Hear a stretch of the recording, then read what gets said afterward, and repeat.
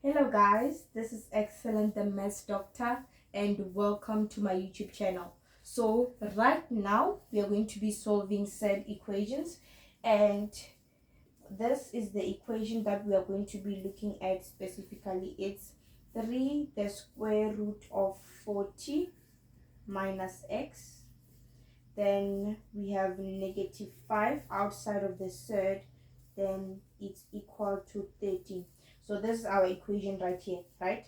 Okay, first of all, when we talk about a surd you can see it by a root. So because we have a square root here, if you look very carefully, we have a square root here. So this square root is the one that indicates that this equation is a surd equation, right? So if we want to solve for x, there are certain steps that you need to take.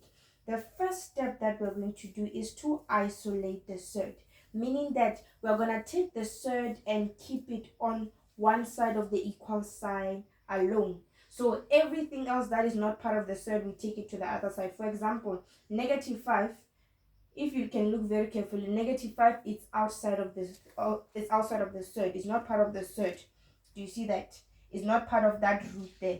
But as for 3, since 3 is being multiplied by the root, then we classify it as one term, because remember, multiplication does not separate the terms, but we classify it as one term. But as for negative 5, is not part of the surd, so it means that we can just take it and move it to the other side. That's how we isolate the surd.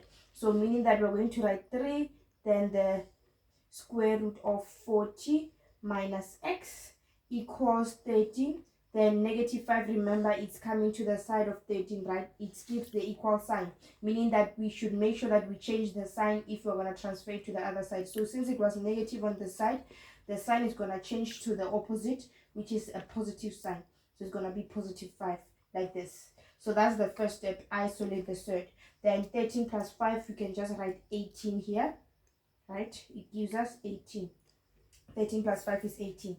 Then from here, what are we gonna do? From here, we're gonna remove that coefficient of the surd, which is 3. We're gonna remove that 3. Okay, wait. Okay, let's do it like this. Since 3 we said is part of the surd, then let's give it a different approach rather than to divide. Let's start by, we can just square it first, right? Before we can get rid of the 3 or anything like that. Let's square it first. What's the purpose of squaring it? We square both of the sides, right? The purpose of squaring it is so that we can remove the surd. So when you have a square root and you want to get rid of it, you just use a square. You square it. That square eliminates the surd. So it means that the surd, the square root here, will be cancelled. You get the point? Then as for 3, the reasons is not inside of the square root, even though it's part of the surd, is not inside of the square root. So what happens is that it's going to be 3. We take the 3 and we square it. We raise it to the exponent of 2. Then 3 squared, when we calculate it, it gives us 9. So it means that for 3 squared, I'm going to write 9 as the answer. Then for the square root of 40 minus x squared, what I said is that what happens is that the root would be eliminated. Then we write 40 minus x in brackets. So we're not going to necessarily square the 40 and the negative x like 4 squared or negative x squared. No, because they're inside of the root. So what happens is that we just cancel the root, then we write it as it is in brackets like this.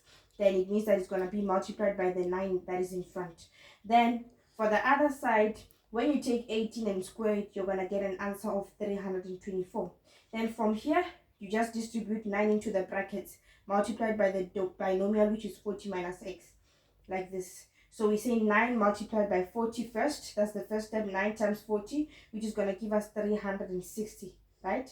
Then after that, we say 9, we times it by the negative x, which gives us negative 9x, then equals to 324.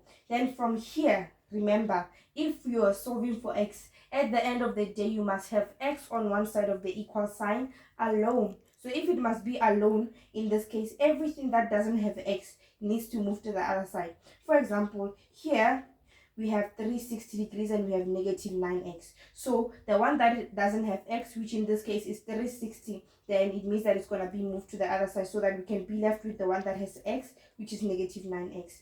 Then we're going to be negative 9x equals to 324. Then 360 comes to this side. Since it is a constant only, just like 324. Then when it comes to this side, the sign changes to a negative, then it becomes negative 360 degrees.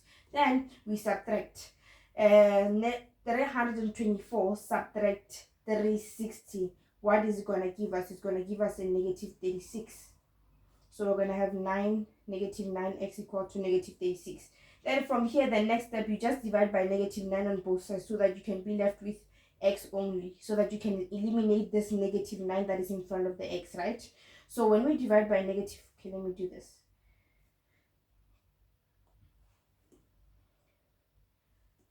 We're going to do it like this. It's going to be negative 9x, then we divide by negative 9, right? And we say equals to, remember this side we calculated our answer to be negative 36, and we also divide by negative 9 because what you do on the left hand side you also need to do it on the right. So what happens, the negative 9 here and here, they're going to get cancelled, then we're left with x. Then on the other side you divide as well. Negative divided by negative is going to give us a positive. Then when you divide 36 by 9, you're going to get 4, so the answer is going to be positive 4. Then this is your x. Very simple and easy. You just make sure that you mind every step that you take. Remember, this is a surd. Step number 1, I said you isolate the surds. Then step number 2, you square the both sides, right? Let me go back to that picture. You isolate the surd, then you square both of the sides. This is where we were squaring the sides using the exponent of 2 there. Then after that, you solve for x by using every other method possible, like the distribution that we did when we times 9 by 40 and negative x, just like that. Then you continue up until you reach your final answer. Then this is what you do when you want to solve a surd equation.